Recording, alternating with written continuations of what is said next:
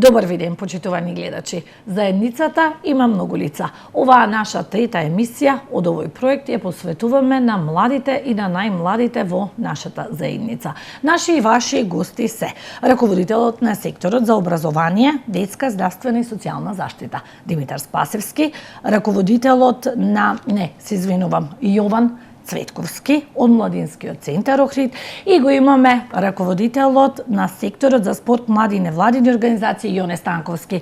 Јас морав да ги прочитам за да не го сгрешиме вашите функции, тоа беше причината. Добар ви ден на сите, ви благодарам на издвоеното време. Добар ден за поканата. Ајде, ќе почнеме со едно општо прашање. Кои се главните предизвици со кои што се соочуваат најмладите и младите во нашето општество? Димитар, накусо, едно ваше видување. Младите се соочуваат со крупни предизвици уште од нивната најрана возраст и ние во локалната самоуправа навистина сме и на некој начин млада раководна структура која што има големо разбирање за нивните потреби, желби и можности. Генерално, генерацијски, како раководен тим сме блиску, нашите деца се блиску генерацијски и веројатно можеме лесно да ги антиципираме проблемите кои што ги имаат младите. Дополнително имаме меѓусебна силна комуникација, особено меѓу мојот сектор и секторот на колегата Станковски, затоа што во многу делови секторите ни се поклопуваат и генерално грижата ни се младите. Мојот сектор ги опфаќа младите уште од нивната најрана возраст, значи од предучилишна возраст, затоа што во рамки на мојот сектор надлежност се детските градинки, каде што даваме силна поддршка на децата и на нивните семејства.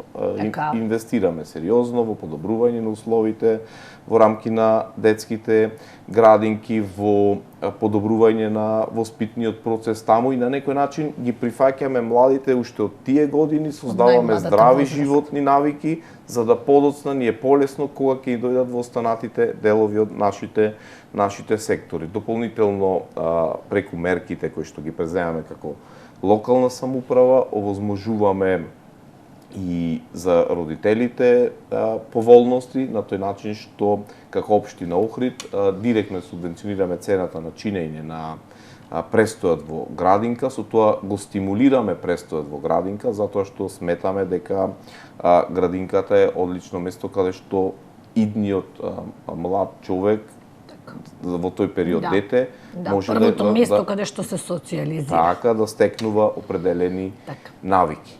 Понатаму тие дечиња ни доаѓаат во рамки на основното образование, ги прифаќаме во рамки на 8 основни училишта, надополнети со основното музичко училиште, значи 9 основни образовни институции имаме на територијата на општина Охрид, каде што во изминативе 3 години презедовме крупни зафати, инвестиции, мерки, стимулации, односно целта ни е да го поттикнеме онај младински креативен дух и да ги наградиме за се она што прават. Значи почнувајќи од првачината каде што доделуваме еднократен надоместок за секое прваче запишано во основно училиште во општина Охрид, понатаму преку стипендиите со кои што ја наградуваме нивната успешност и одличност, доделуваме стипендии за ученици спортисти кои понатаму преку секторот на колегата Јоне Станковски се третираат само како спортисти, значи добиваат повеќе кратна поддршка. Исто така ги наградуваме средношколците, ги наградуваме и мотивираме нивните ментори да работат со нив, ги поттикнуваме училишните секции и на некој начин се трудиме колку е можно повеќе децата да ги имаме во рамки на образовните институции. Ево, оваа година крупна, според мене, реформа е едносменската работа во Охридската гимназија, каде што веќе повозрастните млади деца ќе имаат подобри услови за целодневен престој таму. Ќе работи едносменски, наставата ќе се одвива некаде до кај 13 часот, меѓутоа децата до 16-17 часот ќе имаат на располагање просториите во рамки на гимназијата и ќе може тука да продолжат да Така. ги извршуваат своите активности. Ќе зборуваме и понатаму и за проектите. Кога ќе се споменат млади, некако Јован Цветковски од Младинскиот центар Охрид некако ни е веднаш на вас не потсетува тоа. Јован, најако би сакала и вие да ни кажете кои се клучните предизвици кои што вие ги имате детектирано кај младите во нашата заедница? Да, па вака јас сметам дека од наши досегашни анализи е работа на центарот дека во секој период од годината се менуваат потреби и предизвици, а исто и во ако земеме, не знам, млади од основна до 29 години како што е по закон, дека во различен период од возраста се различни предизвици и потреби на младите, но ако одиме ето и историски наназад, генералните потреби предизвици се секако места за вработување или вработувањето на младите и силувањето на младите. Најголемиот проблем беше и остана најчесто поради факултети или не знам селење на цела фамилија од тука, а секако дека и да речам помладите млади кои што секогаш за нив недостасува плюс некоја забавна содржина, културна содржина, така што сметам дека доста и од овие предизвици во текот на претходните години се веќе започнати да се намалуваат, но некако останува кај нас како и за секој проблем дека она се повикуваме на старото уште ова, мислам дека можеби треба малку по конкретно да се влезе баш кои се предизвиците сега на, не знам, средношколците, па на другите млади, така да се решаваат работите. И за вас, Станковски, истото прашање, ваше лично мислење. Кои се клучните предизвици? Спомна и Димитар и Јован, меѓутоа години наназад локалната самоуправа согласно своите ингеренции кои што ги има и морам да спомнам дека општина Охрид, односно Советот на општина Охрид има донесена стратегија за млади која што е во период од 5 години. Да, ќе зборувам и за тоа, кои се главните столбови. Таму младите ги имаат точно прецизно објаснато сите оние потреби кои што се на ниво на општина Охрид. Меѓутоа предизвици секојдневно постојат, она кои што ги имаме ние како ингеренции без разлика на кој сектор се работи е прво да обезбедиме подобри услови за живење во градот за младите, за да можеме овај тренд на иселување кој што го имаме, кој што не е само во Охрид и не е во Македонија, го имаме и на ниво на Балкан, пошироко, да го намалиме како тренд, односно да створиме ни подобри услови за живење. Секторот кој што сум јас ги опфаќа и во делот на спортот младите, меѓутоа и во делот на поддршката на тој невладин сектор кој што работи директно со млади или младинскиот центар кој што го имаме како фактички дел од локалната самоуправа кој што е сместен во касарна. Јас морам да напоменам тука дека младинскиот центар во Охрид е земен како пример како треба да функционира еден младински центар не само на ниво на Македонија, туку и воопшто во регионот, на една конференција која што минатата година се одржа во Скопје од страна на UNDP, значи сме лидери во делот како треба да работи еден младински центар како пример. Така да тука сме направиле како локална самоуправа голем исчекор, она што се потребите на младите. Меѓутоа, секојдневно се соочуваме со предизвици од подобрување на спортска инфраструктура во која што согласно закон за локална самоуправа ние го поддржуваме прво масовниот спорт, а масовниот спорт значи прво превенција кај младите од разни оние кои што се точно за жал имаме и тука лоши здравствениот дел од сите оние пороци, меѓутоа масовниот спорт значи што поголем број на деца вклучени во спортот, за прво на нивни правилен физички развој и тука локалната самоуправа во изминатиот период максимално се вложува за подобрување на инфраструктурата, директна поддршка на спортските клубови и школи, кој што значи поддршка на младите. Спомна Димитар дека ние имаме и дополнителен буџет кој што оние талентирани спортисти или спортисти кои што постигнале повисоки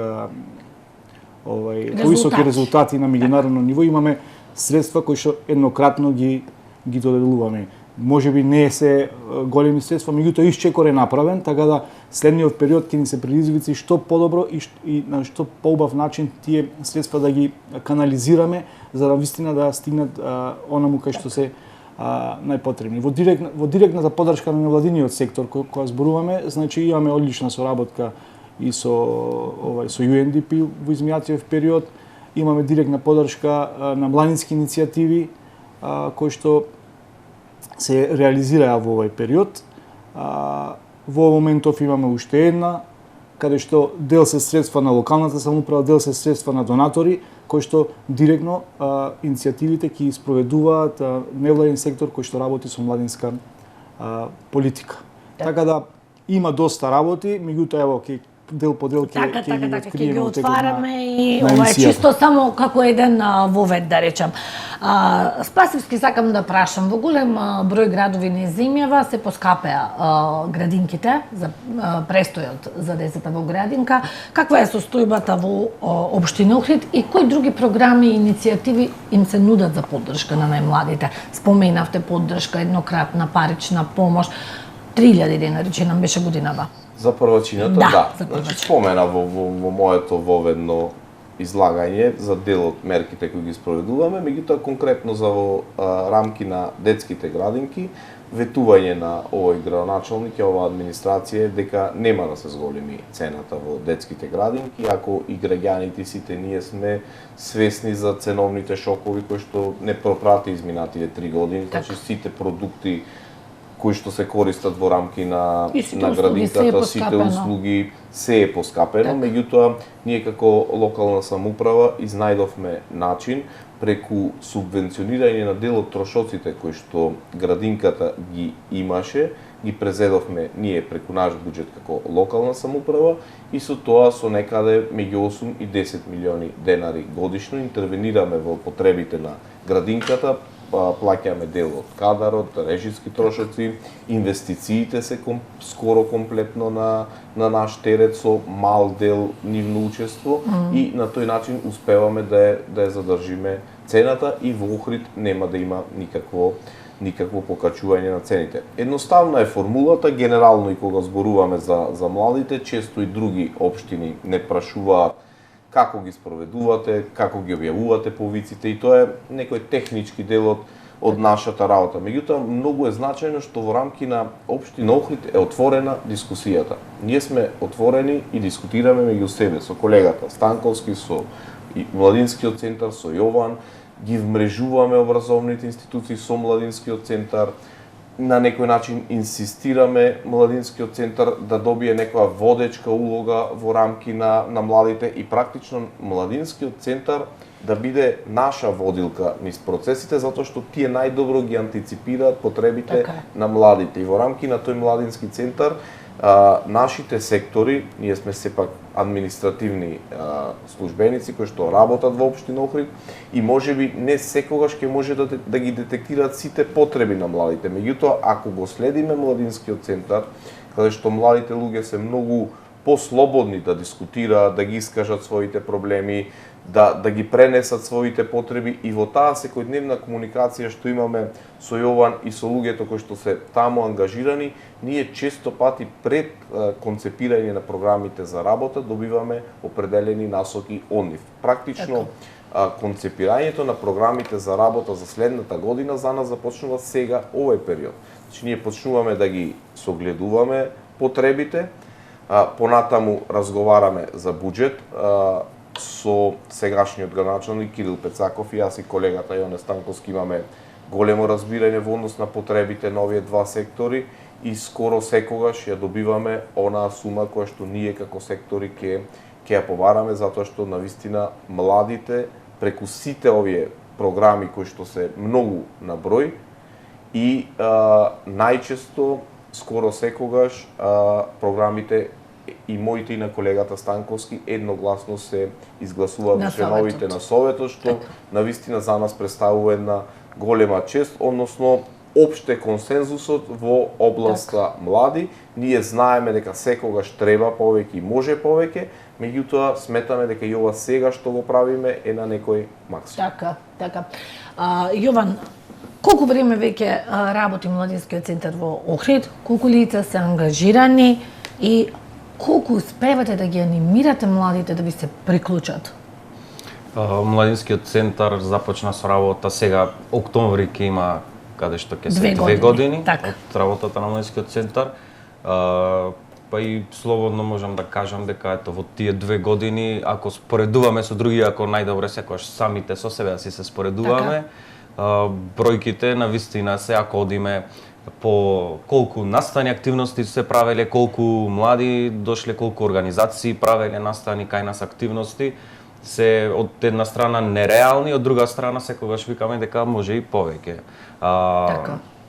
Младите има доста програми кои што според нас сметаме дека претходно пред Младинскиот центар ги немало или ги имало во некој многу помалобен. Зборувам сега и години наназад за младите, она што е достапно. Значи ние сме многу отворени, нон-стоп има нови програми кои што се и нови активности кои што можеби се за млади кои што имаат други интереси за разлика од некои други млади, така што сакаме да опфатиме за секој млад човек што е можно што повеќе активности да може да се пронајде во секоја област, но од друга страна сакаме да ги форсираме дека мора да доаѓаат и сите тие работи, бидејќи не сакаме да се направи нека одбивност кон младите, сепак тоа е простор, јас го кажувам, ние што претходно сме го немале и упатувам и апел до младите да го користат што повеќе и условите во Младинскиот центар и програмите, бидејќи навистина е нешто кое што само плюс може да им донесе на секој млад човек. Самото тоа што ќе дојдат и ќе се дружат со млади од други училишта, пример од други возрастни групи. Ќе разменат искуства, во секој случај. Ќе си помагаат, ќе може да учествуваат на проекти. Имаме и активности кои што се оди, например, во други градови, во други држави, каде што поактивни се, то повеќе му даваме шанса некои од нив да одат да се вклучат, да научат некои други работи. Така што дури и покрај тој простор кој што го имаме некогаш, за да не биде дека треба да ослободуваме од начас млади, сме одели во училишта, сме правеле работилници и активности, особено вакви локални дискусии за потреби и предизвици на младите, најчесто со средношколците бидејќи се некако најконстантна младина во Охрид. И сметам дека треба и од нив и од самите млади да се и што повеќе иницијативни, бидејќи секогаш сме отворени за нивни предлози да даваат што е она што сака да го видат таму, каква програма сакаат. Заедно да ја направите. А што е до тимот, од почетокот сме тројца, имаше некои промени, но генерално сме тројца младински работници. Редовно вработени, вашите плати ги покрива општина Охрид и режиските трошоци. Не покрива општина Охрид, задоволни сте од поддршката претпоставувам. Па ако земеме пак ќе речем се не е ова со споредување, како што каже и оне како пример Младинскиот центар, сепак тоа не би можело ако ги немаме условите кои што ги имаме како простор во касарната и поддршката која што за разлика од другите општини кои што воспоставија Младински центар е голема разлика. Така.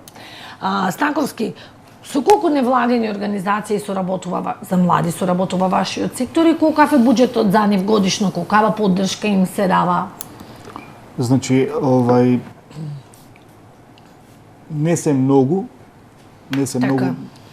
невладени организации, меѓутоа има процедура како невладените организации соработуваат со локалната самоуправа. Значи има повици кои што ги распишува во изминатиот период и преку Рилот 2 програмата. Имаме директна поддршка на тоа е средства кои што доаѓаат од UNDP, а општина Охрид кофинансира одредена сума и исто преку UNDP имаме директна поддршка на директни средства кои што Советот на млади реализираше одредени проекти и исто така други невладини организации кои што се регистрирани за млади, тоа се 2 организации сега во овој момент кои што ќе реализираат 4 иницијативи, се средства исто со кофинансирање на општина Охрид и остатокот на средства се значи на UNDP. Меѓутоа, за жал морам да констатирам, нема многу невладини организации кои што работат директно со млади, активно со млади, тоа се неколку организации кои што на ниво на општина Охрид работат, меѓутоа она што го работат е одлично. Така. Значи, со начинот на кој што ги спроведуваат проектите и се видливи, можам да кажам дека се, ако даваме некаква оценка, чиста петка.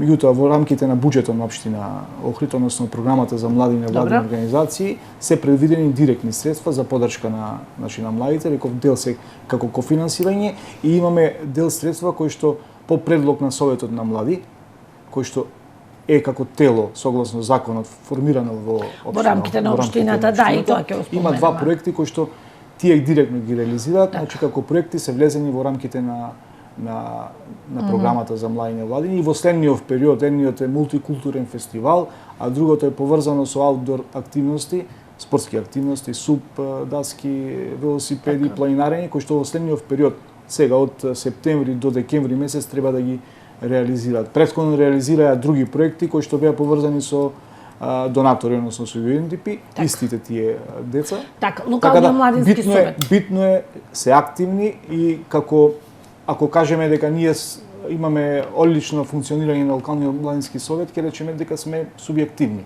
Меѓутоа, она кој што кога ќе дојдат од надвор со нашите соработници, тоа тие го кажуваат дека општина Охрид има еден од поактивните локални младински совети, истото како што го добивме како констатација за нашиот младински центар, затоа што во изминатиот период може да потврди Јован дека и од надвор доаѓаат организации да видат како функционира од делот на членки на Европска унија, значи организации кои што се доаѓаат да видат како функционира нашиот младински центар и како пример да го спроведат во нивните земји. Значи, ние сме пример не само за Балканот, туку и за малку пошироко.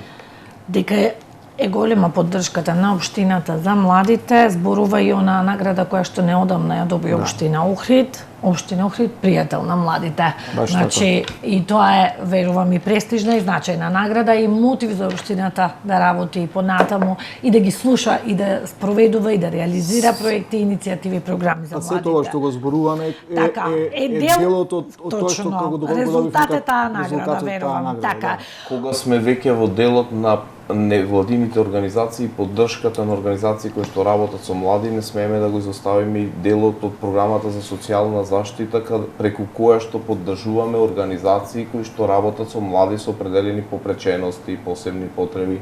Значи и во тој дел како општина, повторно нескромно, меѓутоа го носиме приматот на општина која што има низа мерки на поддршка на млади со посебни потреби и попречености. Например, сме единствена општина која што ги стипендира учениците со посебни потреби. Да, и оние кои што со ретки болести, тоа беше единствено во државата. Имаме веќе еден центар кој што ни е во фаза на лиценцирање и ќе биде заедно со младинскиот центар, центар каде што лицата со попречености, односно младите и децата со попречености ќе имаат можност да добијат исто така свои простори каде што по сите услови со сите оние стручни лица кои што им се потребни ќе им биде ставен на располагање. Годините наназад поддржуваме и други центри за лица, со неколку ги поддржуваме, им даваме силна поддршка, ги поддржуваме згрижувачките семејства, со што го поттикнуваме процесот на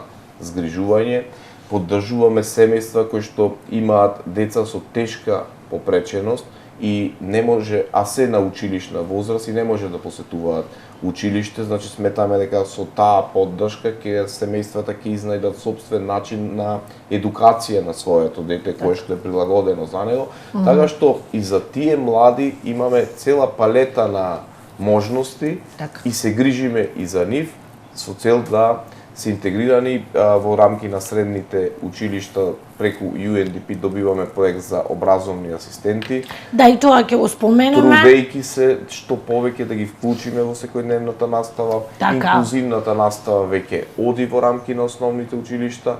Генерално водиме принципиелни политики кон сите млади без оглед на нивната положба во општеството или на инвалидитет и било како, разбирам. И тоа е многу значајно, затоа што сакаме никој да не се почувствува заборавен или Сите да бидат исти. Да. Така И е. тоа е повторно ќе кажам благодарение на отворената дискусија која што ја имаме со сите оние чинители кои што најдобро знаат оваа материја.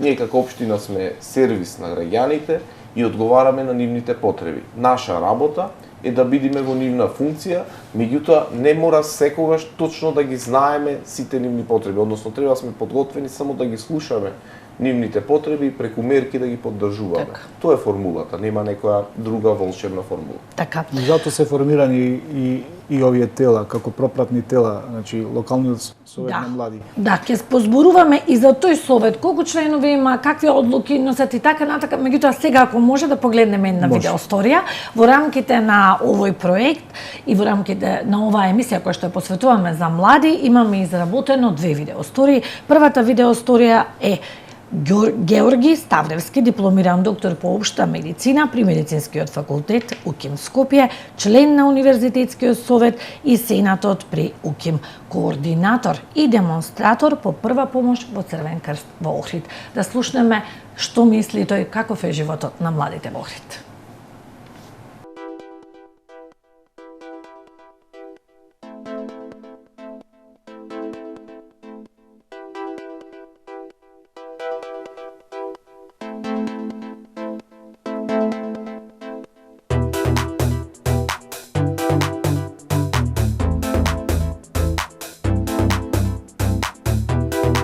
Прво, сите млади во Охрид, си го сакаме Охрид, бидејќи тука сме пораснали.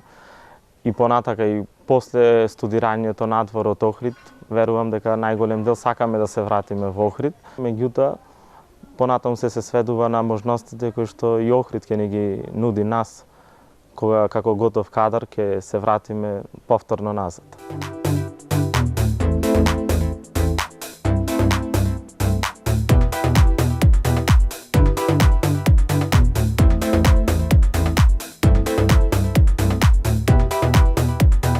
Понатаму планирам нешто да специјализирам од интернистичките гранки. Меѓутоа, за да се добие специјализација, мора прво да си вработен. Тоа е за државната специјализација, каде што прво се вработуваш како општ доктор, а понатаму, после неколку месеци, или како и да е, треба да бидеш испратен на специјализација за одредена област, според потребите на болницата или установата каде што би бил вработен.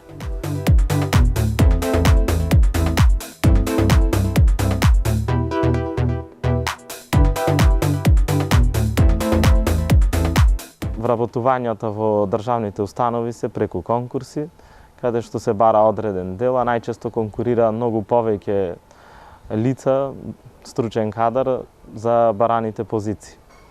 Па затоа е малку тешко од тој аспект да се вработиш во државна установа. Кај нас е проблемот во тој дел, во преминот. После студиите, ние немаме механизам што, да речам, не сигурно, туку ќе ни понуди веднаш работа. Тој процес е долг, бидејќи знаеме и од претходни генерации, долго време има и доктори кои што се уште невработени или волонтираат во моментот.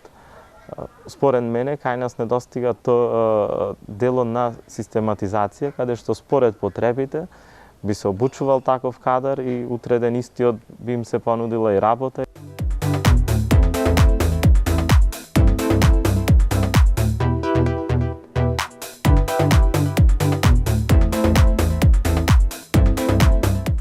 Иако Охрид важи за едно поднебје релативно мирно и мало место, меѓутоа брзиот начин на живот, турбулентното време во кое живееме, ги стигнува и охриѓани. И со тоа се јавуваат понатаму и проблемите кои што се ги носи таквиот начин на живот. За жал, населението за да дојде на лекар, прво мора да пројави некои симптоми, односно некојаш е и премногу доцнат. Или во превод, многу малце населението оди на превентивни прегледи.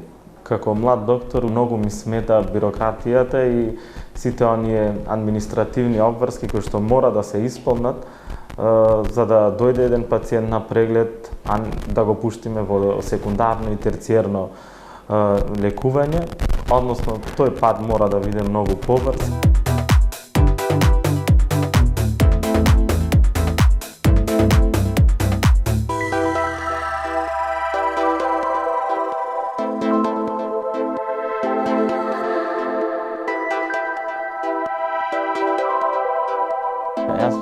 Крст почнав со активности околу првата помош и тоа најголем дел го правам и ден денеска и покрај други активности што се пропратна во Црвен Крст Охрид.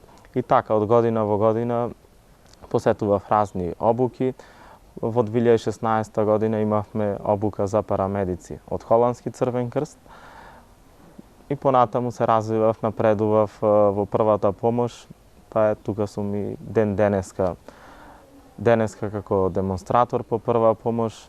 Држиме обуки и за волонтерите, меѓутоа и за други категории на граѓани.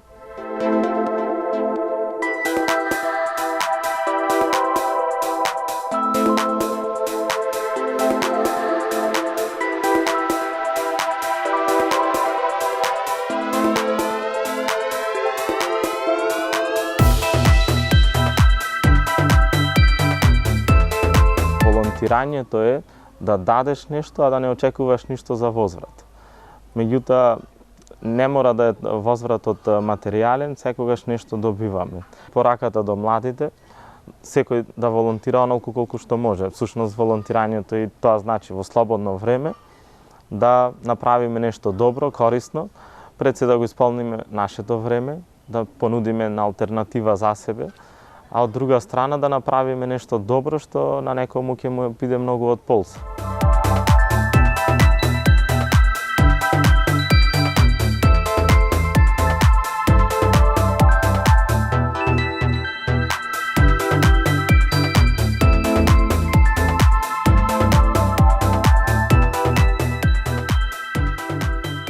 Ќе споделаме на приказна или случка, каде што во 2018 јас бев дисеминатор на една програма промоција на хумани вредности, Црвен Крст во акција, каде што направивме 6 одлични проекти, помагавме на многу семејства за различни потреби.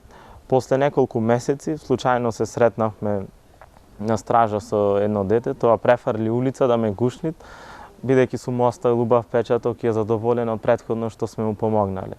За мене тоа беше многу повредно, отколку сите некои материјални придобивки, да речам, нешто ако би добиле, отколку среќата и благодарноста од оние на кои сме им помогнале.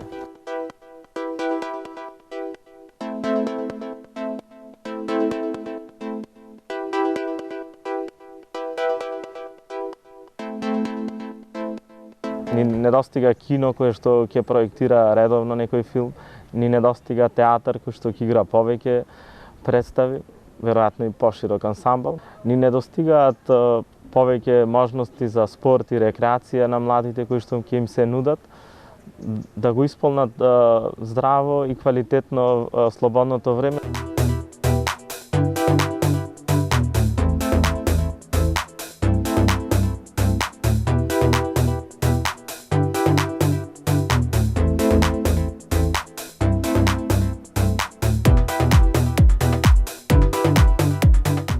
Виори ни сонот и фантазијата е всушност една измислена приказна која што зборува за семејно патување во Будва, каде што случајно на крајот се запознаваат всушност двајца близнаци кои што биле како мали одделени. Многу е битно како семејство и да сме сплотени, да се помагаме, промоција на некој начин на семејните вредности.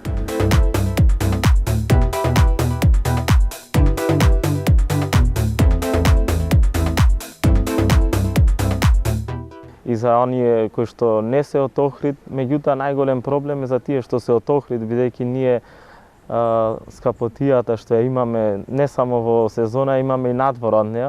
И тоа е многу, верувам, тешко не само за млади, невработени, дури и оние кои што се вработени, ретко може да си ги дозволат сите тие, да речам, луксузи, односно да си дозволат еден семен ручек надвор од домот, да излегуваат секој ден по едно кафе, бидејќи Охрид како туристички град останува да биде скап преку целата година.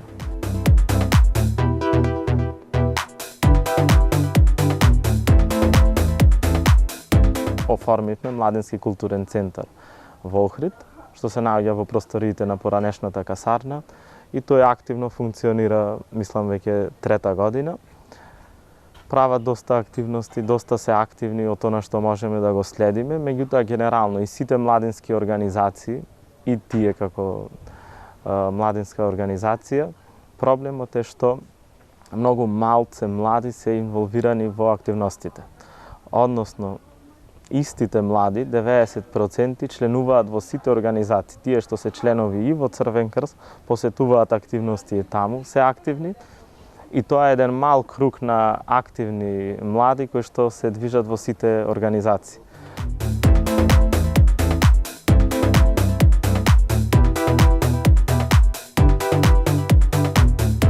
Проблемот според мене е многу поширок, каде што не само тие што се директно засегнати од организациите, туку мора активно цело општество да се вклучиме во мотивирање на младите и што поголема нивна вклученост. Меѓутоа, се сведува на тоа дека или постои незаинтересираност од младите, или нема кој доволно да им укаже и да ги мотивира да се вклучат во некои такви организации.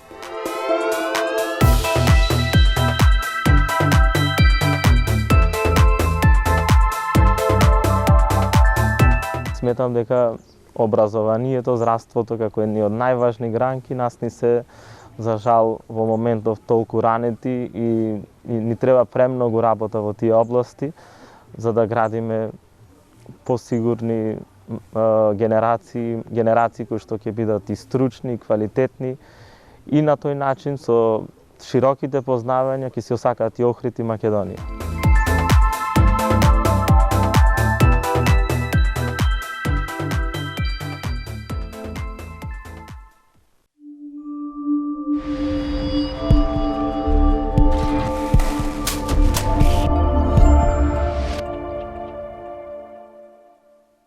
Продолжуваме со нашата емисија.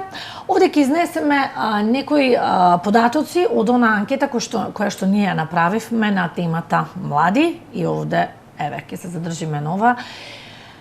Оние кои што ги запрашавме, поголемиот дел од младите, односно 44%, се извинувам, 44%, односно помал дел од младите знаат дека имаме локален совет на млади, а 55% не знаеле. Во однос на прашањето дали знаат дека во Охрид го имаме младинскиот центар од Охрид и дали се запознаени со неговите проекти, 100% од анкетираните кажале дека знаат. Ова, Јован, чинаме голем успех за тебе. Значи, ве следат, транспарентни сте, отворени сте и ги знаат, повеќето од нив ги знаат вашите проекти, настани и верувам дека и се вклучуваат. Сега сакам да се осврнеме на прашањето во однос на тоа дека младите сметаат дека во Охрид најголемиот проблем е вработувањето, а потоа следува образованието, културата и на крајот забавата. Ајде сега да се задржиме малку на економијата, на економскиот аспект и на образованието. Димитар, го начавте прашањето околу асистентите и околу оние млади лица кои што се соочуваат со проблеми, во смисла посебни потреби и различни тука здравствени проблеми. Колку ученици имаме такви во основно, во средно образование, нели започна тој проект инклузивно образование на ниво на држава, колку имаме такви ученици, колку асистенти има обезбедена општина Охрид да се грижат за овие ученици? Директна надлежност, односно при концепирањето на проектот за инклузивно образование, генерално Министерството за образование ги презело обврските само за во основните училишта. И таму навистина се потребни определени реформи во рамки на ресурсниот центар во Битола, од каде што ние ги добиваме асистентите. Се соочувавме со два проблеми. Првиот проблем е што самите родители многу малку ги класифицира децата, она што е основен услов за добивање на образовен асистент, и почнавме да работиме на таа тематика, односно да отвораме таа тема дека нема од ништо страм или Така. некаква препрека да се случи тој процес. Напротив, тој е процес кој што е основа за добивање на определени бенефити и од самата држава и од општината. И сега веќе тој процес си зема соодветна динамика, онака како што треба, меѓутоа државата се уште многу малку определува асистенти кои што се потребни за во основното образование. Тука ние немаме надлежност, односно не можеме да помогнеме во тој дел, меѓутоа со новиот состав во Министерството за образование и наука веќе се размислува за некакви концепции за подобрување на инклузивното образование во рамки на основните училишта. Во рамки на средните училишта ние имаме еден проект кој долги години соработуваме со UNDP и дел од средствата ги добиваме како резултат на тој проект, дел средства се издвојуваат од општинскиот буџет и имаме ангажирано образовни асистенти, значи имаме 6 асистенти ова година кои што ќе бидат помош на лица во рамки на средното образование, значи за среќа во средното образование и немаме голема потреба од вакви асистенти и дополнително обезбедуваме образовни асистенти и за средното угостителско училиште, иако не ни е надлежност, сепак ето таа грижа за младите луѓе, тоа е државна надлежност, меѓутоа асистент доколку има потреба го обезбедува општината. Ќе се задржам и на вашето прашање во делот на економијата, како чувствуваме, јас барем како раководител на секторот за образование, како чувствувам дека економијата во Охрид се развива и веќе почнувам да не го прифаќам фактот дека економските субјекти, односно стопанските субјекти немаат веќе капацитет да ги апсорбираат потребите, затоа што директно од нив добива барање за определени наставни програми. Веќе кај децата стануваат многу атрактивни стручните училишта, ЕМУЦ и економското училиште, значи покрај инвестициите што ги направија локалните самоуправи и инвестираа во рамки на тие училишта, ние преку дуалното образование практично директно обезбедуваме кадар кој е спремен да излезе на пазарот на труд. И тие деца се директно интегрирани во рамки на компаниите кои што работат на територијата на општина Охрид и уште од средношколските денови, обавувајќи пракса која што им е платена, добиваат дополнителни стимулации од страна на компаниите и многу од нив своето работно место си го пронаоѓаат таму. Така што дека економијата во Охрид е на добар пат, најдобро се осеќа преку образовните институции, како што не можам да се сложам со констатацијата дека гимназија има малку деца, се запишуваат малку деца. Мојата теорија е обратна. Значи, во гимназија се запишуваат оние деца кои што во иднина ќе продолжат на факултети кои што не се од стручна област, значи ќе продолжат на медицина, на хемија, на биологија, на математика и така натаму. И толку се тие деца од една генерација, значи ние имаме намалување на бројот на првачина и не можеме да очекуваме таму да имаме големен број потоа во средно образование. И сосем е доволно, односно во Охрид сметам дека коцките се поставени онака како што треба. Стопанството добива стручен кадар, а од гимназија излегуваат деца кои што треба да обавуваат во иднина поинакви професии и навистина силно го поддржуваме тој процес. Така. Најдов некои податоци кои што велат дека стапката на невработеност кај младите во земјава е највисока во Европа. Значи, од една страна, ние имаме дека сите истражувања покажуваат дека младите се најранливата категорија во однос на вработувањето, а од друга страна имаме толку многу огласи, значи нема ресторан, нема хотел кој што нема потреба од кадар. Слушаме како и сите овие фабрики кои што ни се во регионот, Костал, ОДВ, Магна, сите секојдневно имаат огласи. Што мислиш, Јован? Што сакаат да работат младите кај нас во Охрид? Зошто велат нема работа, па си замолам, каква работа сакаат младите? Во канцеларија? Најверојатно лесна работа, добро платена. Така.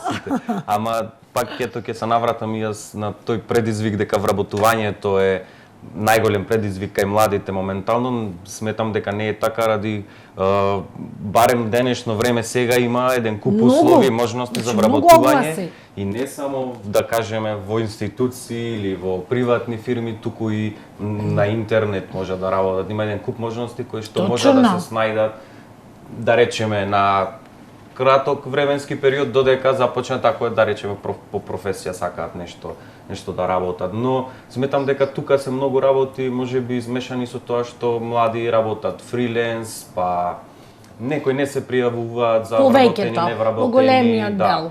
Многу често менуваат работа младите, тоа е еден тренд кој во моја генерација го гледам, на 2-3 месеци цело време менуваат од Охрид Скопје, па ќе се вратам Охрид, па ќе пробам ваму, па заминуваат надвор, работат фриленс ако има некоја работа.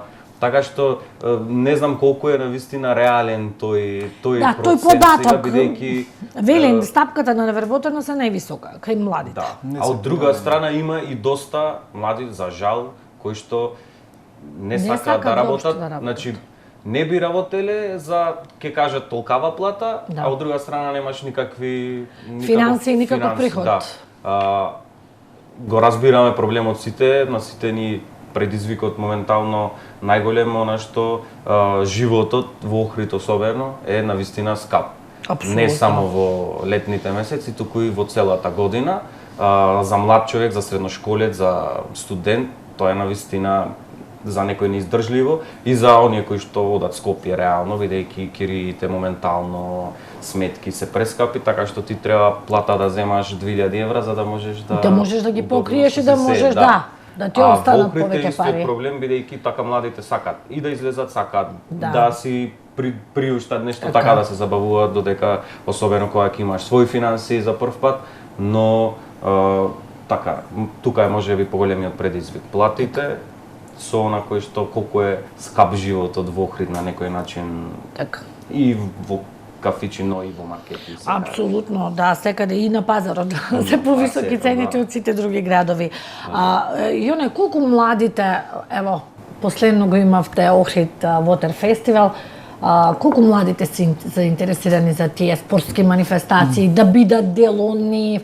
Значи, колку сакаат да се вклучат? Видовме навистина рекордна посетеност оваа година, но беше во период кој имавме и голем број на туристи. Добро, концептот на Охрид Water Festival е обединување на сите генерации. Меѓутоа и сите спортови на вода кои што се во Охрид. Апсолутно. Сите клубови кои што се занимаваат со спортови на вода, тоа се 14-15 клубови кои што со своји манифестации се вклучени во фестивалот. И генерално базата, основата се деца или охриѓани кои што се вклучени во сите овие спортски клубови. Така да она што Охрид во еден можда и во минациот век и после 2000-та година беше препознатлив како град на водени спортови, кај што доминираа веслањето, кајакот, пливањето.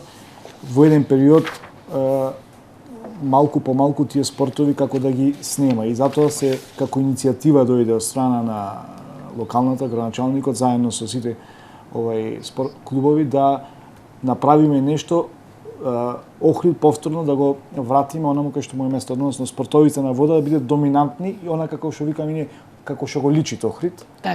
Така да за само една година не само што се зголеми бројот на учесници во сите овие манифестации кои што се носители охридските клубови, туку се зголеми и то за брзо време ќе излеземе со една статистика колку деца од Охрид започнале да тренираат во сите овие клубови.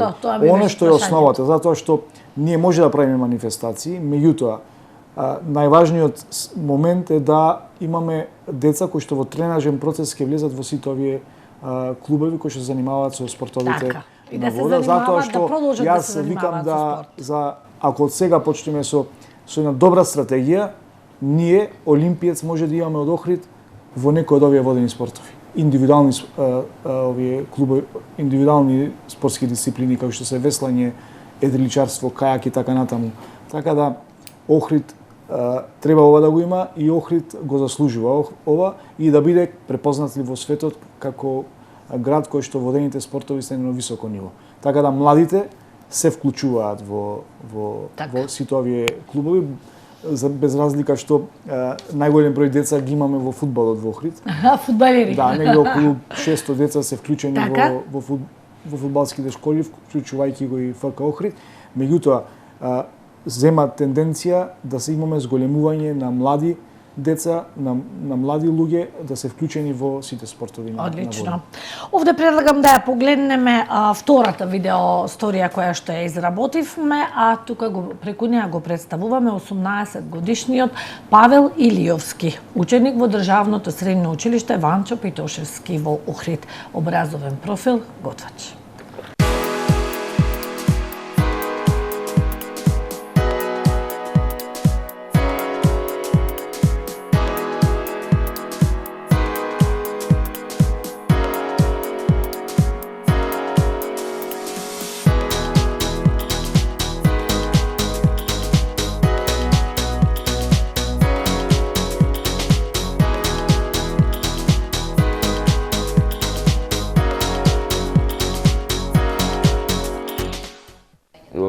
Кон готвењето ја добив ја стекнав. Моите родители кога одеа на работа, ми остава кај мојата баба да ме чуват и додека таа готвеше јас стално сакав да ја помагам и таа ме оставаше и така со тек на време, со поеќе години јас стекнав љубов кон готвењето.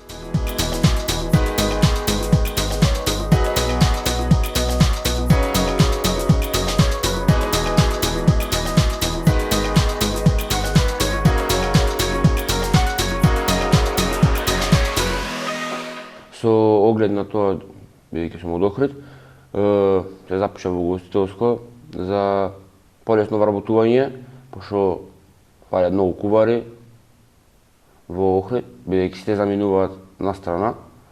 Бидејќи во Охрид главна дејност е туризмот и сакав да запишам јас како кувар, за во иднина се гледам да полесно се вработам и се гледам како во некоја фирма или во моја да работам како кувар.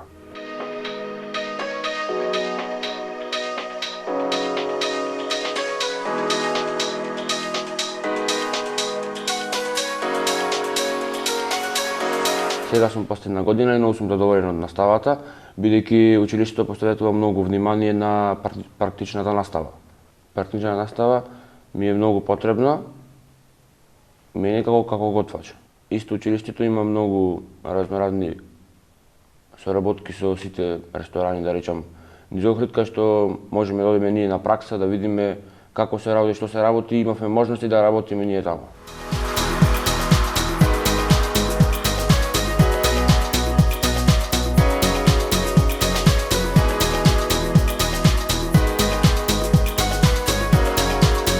Многу сум задоволен од професорите по стручни предмети, од кои што многу научив. Војо, Васко, Милена и сакам да го кажам професорот по физичко Петар, кој што многу ми поможи. Сакам му се заблагодарам и моментално што ни е класната Весна.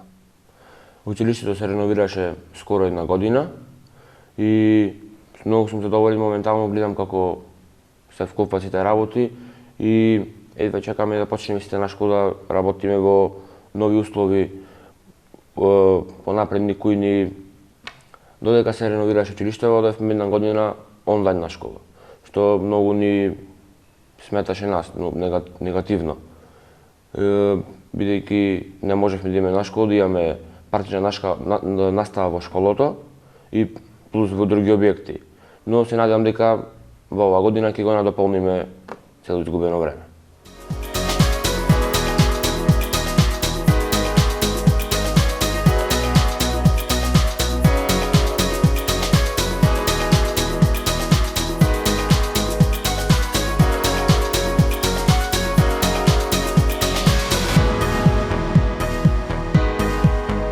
Откога почнав средна школа, секој лето, секоја сезона работев во угостителски објекти.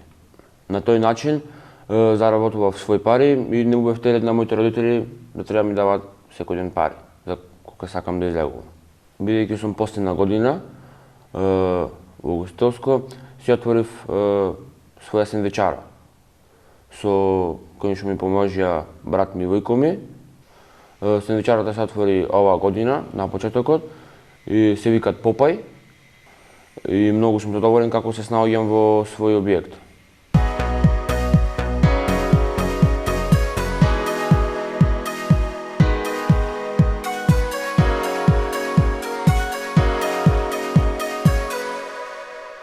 Немам слободно време, би сакал јас да имам слободно време, да можам да излегувам по ноќни клубови, по кафичи, да се дружам со моите другари, но сум одлучил да работам, тоа е моја одлука. Имам среќа што живеам во толку убав град како Охрид. Многу често ми се случува кога ќе завршам на работа да после работното време да не стојам дома, туку да излезам покрај езеро, да прошетам и да седам на некоја клупа и само да седам за да си ги наполнам своите батерии.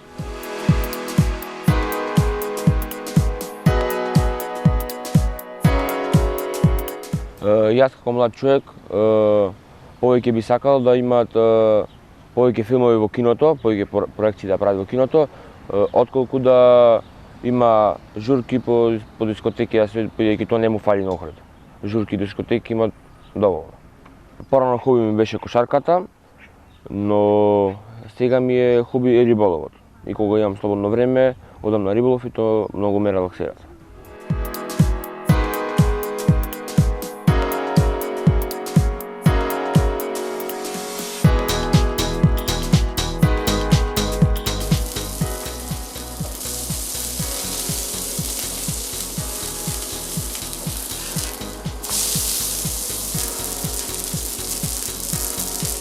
Тајна на добро хамбургер во Попај е тајна. Бидејќи секое лето, секоја сезона работев во многу различни објекти, угостителски објекти, имав можност да видам колку е тешко да заработуваш своји пари, особено во кујна. Бидејќи имаш многу нарачки, треба брзаш, па топло. Тоа ми покажа колку е реално тешко оваа работа, но не ми ја намали желбата да продолжам да ја сакам и да ја работам таа работа како кувар.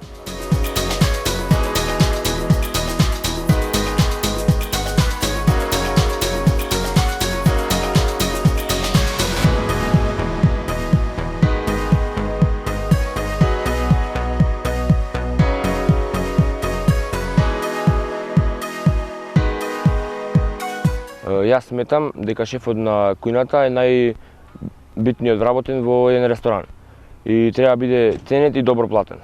Меѓутоа, јас мислам во Охрид дека не се платени ни ценети главните кувари.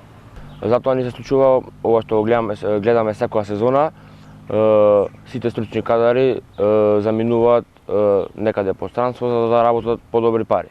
Откако станав помолетен, размислувам, ми се отворија можности да одам во странство, но тоа што ме држи овдека е мојот бизнис.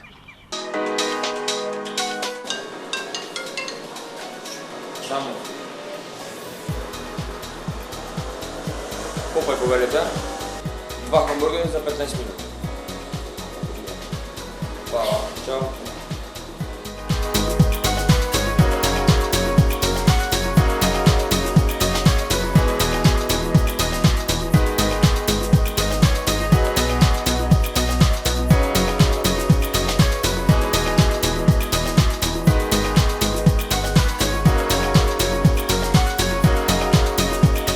Бидејќи себе еден ден се гледам како иден кувар, гледам дека овдека во нашиот град фали многу во самава храна и во само мени, фали многу естетика, приказна и фантазија.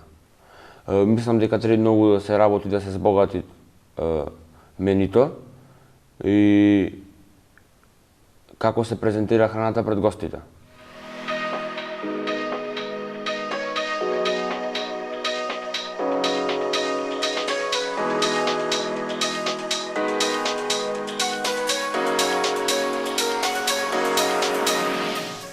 Каде се гледам после 10 години. И после 10 и после 20 години се гледам во Охрид. Но за жал ќе мора да го напуштам на некој време Охрид бидејќи сакам да заработам пари, дома века да инвестирам во угостителски објект, ресторан, каде што ќе се работи баш како што треба.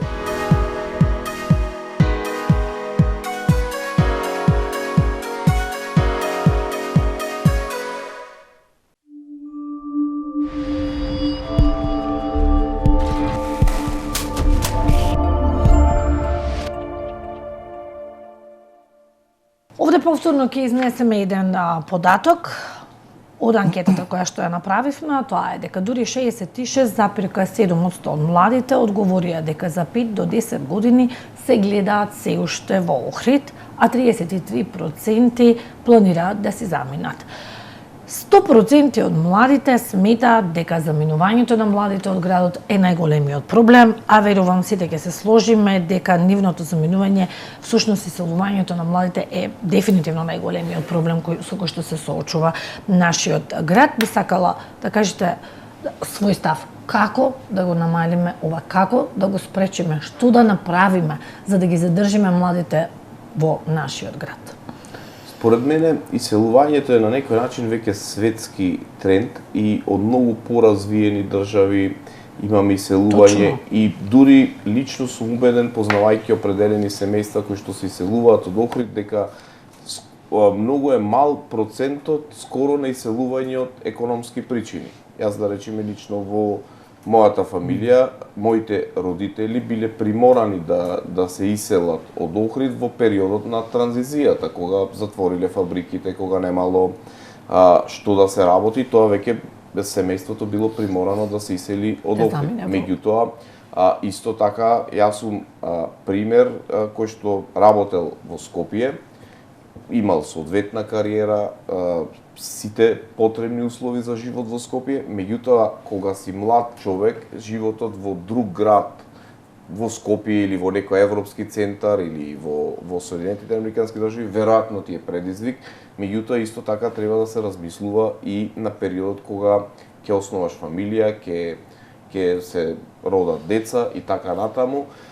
Сите тие чинители сериозно влијаат врз процесот на враќање. Секој оној кој има можност да се врати во својот роден град, веројатно по создавањето на фамилијата или по созревањето како личност, именувањето на приоритетите во животот, верувам само во тој процес дека ќе се намали иселувањето, а ќе имаме и доселување во рамки на нашиот град, во рамки на државата, од други држави, други луѓе. Така што, генерално, светот е отворен за комуникација помеѓу себе. Спомна Јован кои се афинитетите на младите, многу луѓе доаѓаат и тие, веројатно, кои што доаѓаат се не евидентирани се уште, немаме добри емпириски информации колку луѓе доаѓаат, за да можеме да Мислите дека се враќаат дел? Направиме. Дел се враќаат, а дел и доаѓаат. Да речеме овие кои што работат слободно на пазарот,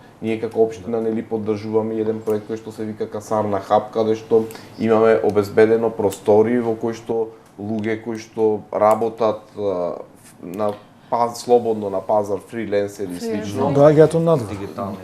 дигитални номади може да дојдат тука и да ги користат тие простори и да си ја работат својата работа тука. Не мислам дека некоја брека. Ние немаме податок и показател Колку се тие луѓе. Така што таа миграција постојано ќе тече и мислам дека во годиниве кои што изминуваат и уште некоја година некако ќе биде повеќе политичка ова тема на иселувањето, меѓутоа наша работа е да работиме на подобрување на условите, на создавање на услови за оние луѓе кои што тука живеат или оние кои кога ќе размислуваат дали да се вратат, да имаат квалитетна градинка, училиште, а секако животот во заедница со помош на родители, се уште во Охрид функционираат оние традиционални релации на дедо, баба, внуци, чување, земање од на училиште и така натаму. Ние во рамки на училиштата, да речеме, имаме барање од родителите. Например, првоодделенците, согласно процедура, треба да го зема родителот.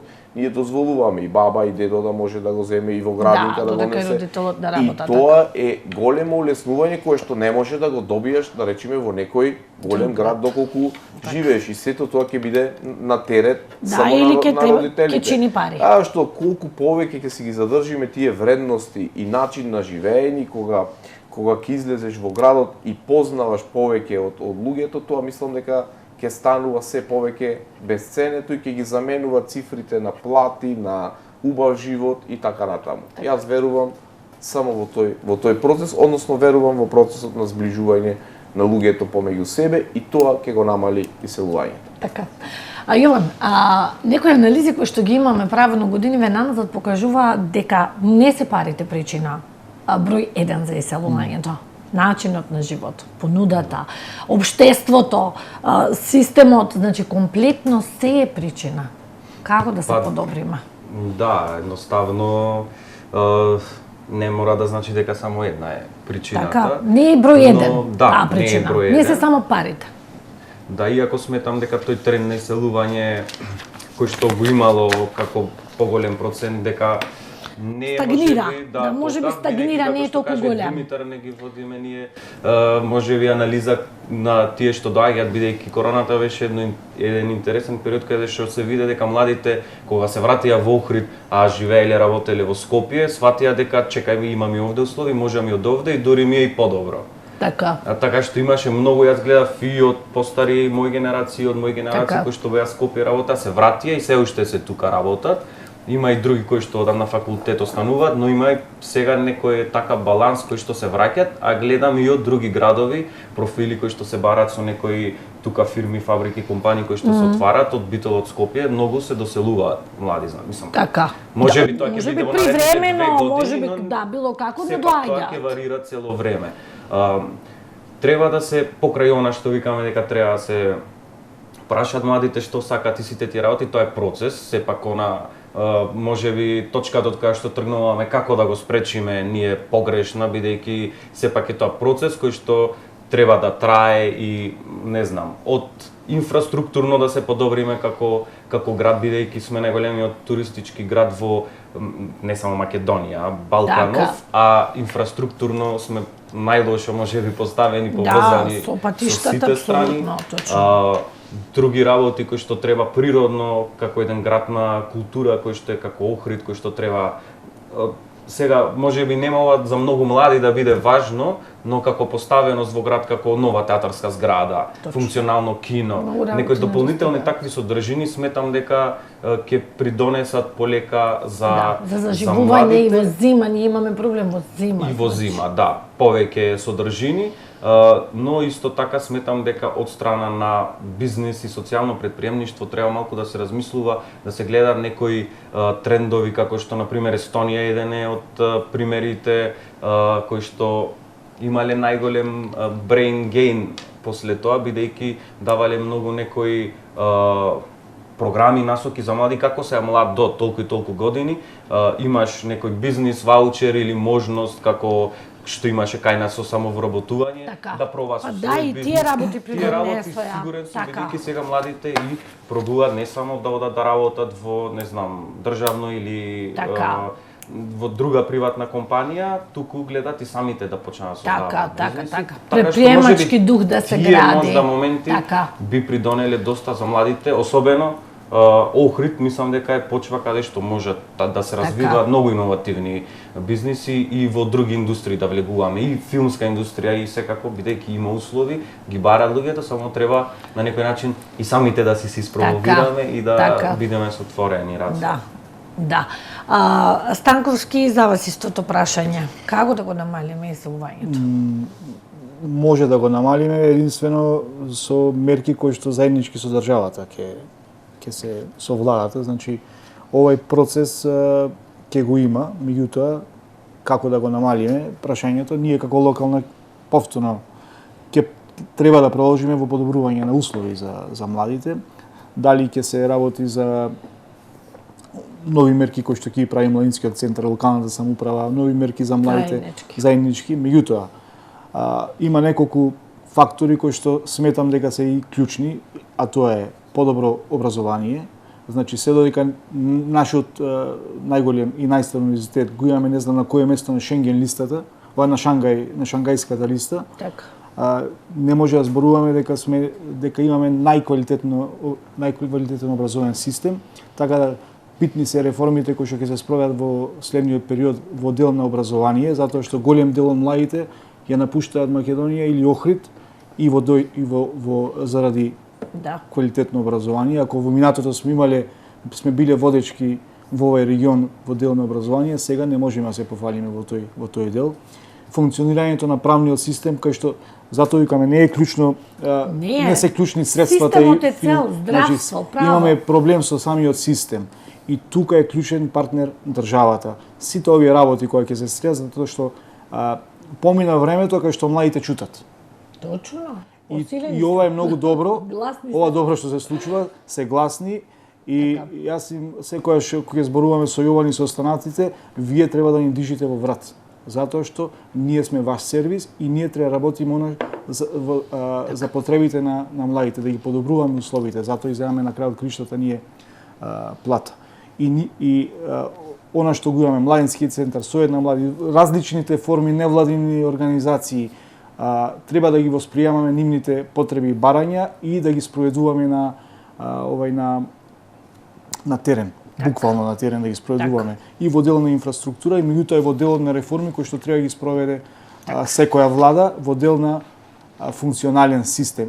Тогаш ќе намалиме трендот на иселувањето на младите. Тогаш ќе се најдат и нови работни места, кои ќе имат нормални услови и кои ќе немаме некој да е стави на приоритетна листа, а некој да е на листа на, не знам, на чекање заради ова или она.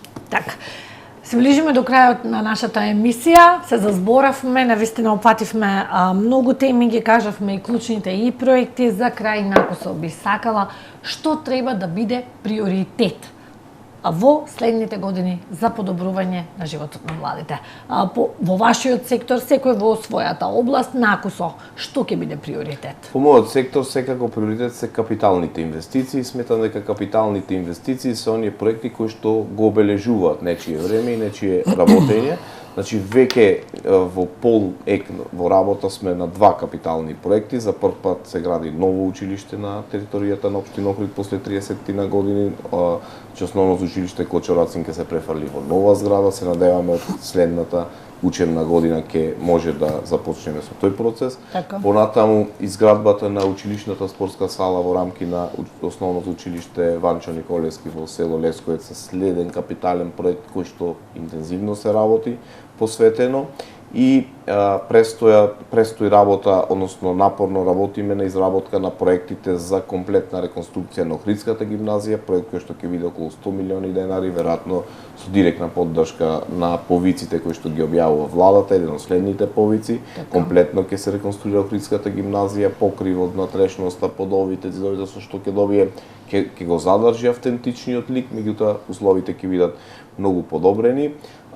Детската градинка, централната градинка е предвидено да доживее надградба, со што ќе ги зголеми капацитетите, особено во делот на јаслите, и старото училиште Кочорацин планирано е да биде детска градинка која што ќе ги обслужува потребите на жителите од тој дел на градот, затоа што таму живеат голем број на жители кои што сега се приморани децата да ги разнесуваат. Генерално овие 5 клучни инфраструктурни проекти, 2 се веќе во тек, за 3 подготвуваме документација, се наш личен приоритет и секојдневна преокупација. Одлично.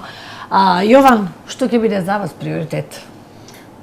Првично да се продолжи константно со поддршка за младите и да не се враќаме, да кажам, на нула како пред неколку години, туку да се продолжи што повеќе како што може, да се зголеми младинското учество, односно младите што повеќе се вклучуваат во процесите за донесување одлуки и заедно ето на некој начин да се градат како што беше локалната стратегија за млади и така и да продолжи и да се подобри, фала Богу, на што го зборуваме цело време условите едноставно за живот за младите.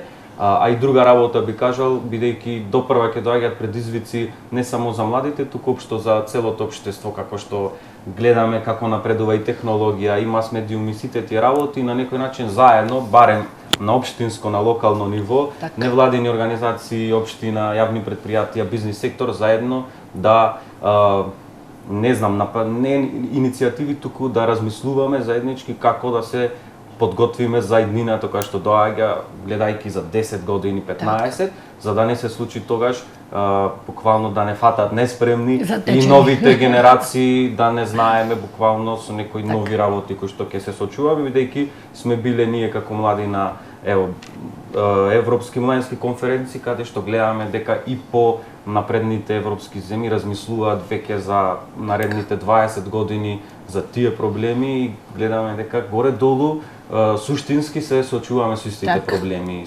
заеднички. Одлично. Јоне, што ќе биде приоритет за вас? Ќе се продолжи поддршката која што има спортски клубови, манифестации, центарот, младинскиот центар, значи следната година очекувам малце зголемена поддршка во тој дел. Сите оние проекти кои што ги имаме планирано младинскиот центар да се реализираат и нормално дополнителна финансиска поддршка. Нешто имаме дискутирано во следниот период таа да се зголеми и дополнително цело оној простор кој што е околу касарна.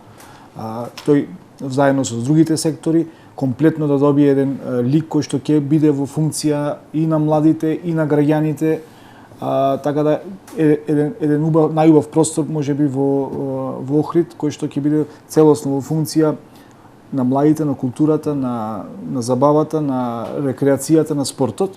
Тој простор таму да се доуреди, меѓутоа паралелно ќе работиме во следната година и на подобрување на спортската инфраструктура воопшто во градот, нешто кое што е потребно не само за младите и за нашите спортски клубови, туку и во делот на развојот на спортскиот туризам, затоа што Охрид тоа може да го нуди во текот на 12 месеци и начин на кој што може да ја продолжиме и туристичката сезона, затоа што веќе на глобално ниво во делот во светски рамки на 25% од целокупниот потрошувачка во делот на туризмот зазема веќе и развој на спортскиот туризам, тој цел колаж.